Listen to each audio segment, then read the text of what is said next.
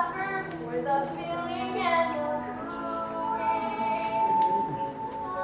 When you're that pitter patter of tiny feet, it doesn't matter how long I've had to sit through my brood.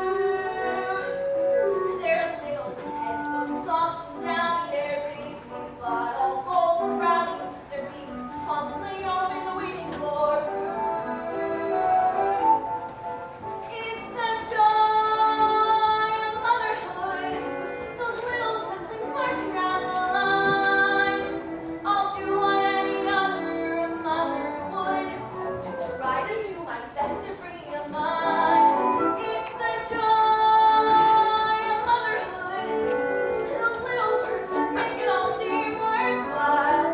I'll do what any other mother would, to get my ducks decked out living in style. Morning, Ida. Morning, Maureen. How's the mother to be? She'd be better. The father who was better than the father who is. Sometimes I think I'd be better off Dear Perry with a decoy. Oh, I'm sure you're thinking more of that when the family arrives. Not him. Duck by name and duck by nature. Ducking out his responsibilities. How much longer do you have to go? Well, by my reckoning, it should be out by now. I went to all my prenatal pageant classes run by that self-satisfied store, and she said about half a month. 2 weeks ago. The best things come to those who wait. I don't know. Why do we put ourselves through it?